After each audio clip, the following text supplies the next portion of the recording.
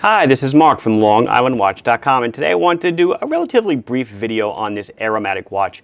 I have sold this Aeromatic watch for a number of years in a slightly different format, which you would never know probably if I didn't do the video. This is the model A1143, and now they've appended an X to the end, A1143X.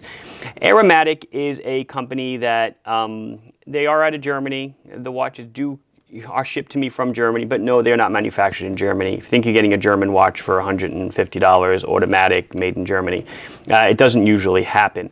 They are for sure made in the Far East. I like to get that out of the way. Truth in advertising, or try to be very honest with people.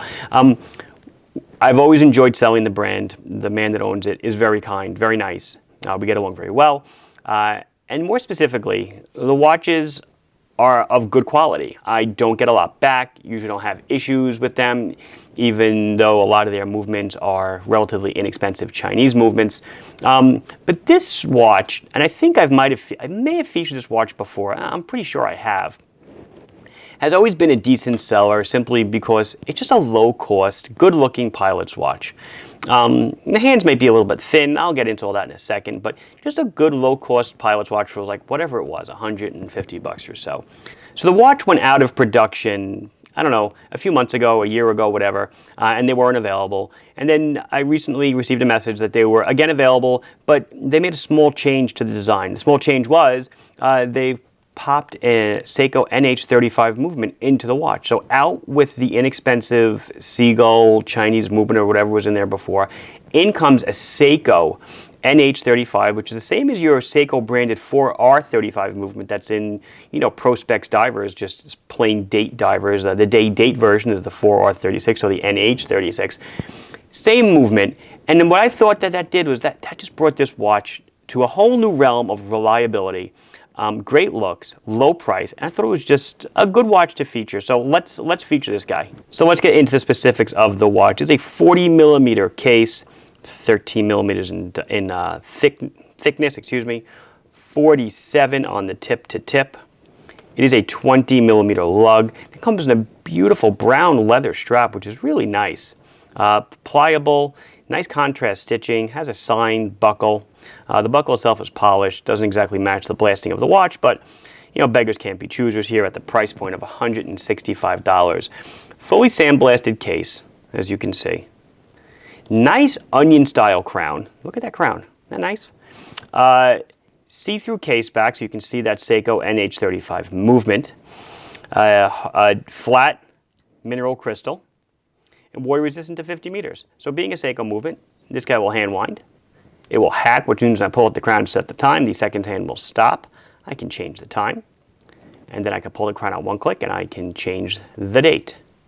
This is a B-style Flieger, B-dial, Beobachter, bomber observation, whatever you want to call it. In a watch like this, the minute track is prominent with the minute hand. Reading those off, and the hours are secondary, not as important, and they are portrayed on an inner scale aviator's triangle at 12 for your registration. You can tell the watch is certainly loomed. Let's take a look at the loom, see how she fares in the dark. Certainly easy to read. You can see the time. Again, my complaint from the beginning with this, the hour minute hands maybe being a little bit thin certainly comes into play here, but you can see that the minute hand is the longer one, the hour hand is the shorter one, but certainly no real complaints on the luminosity here.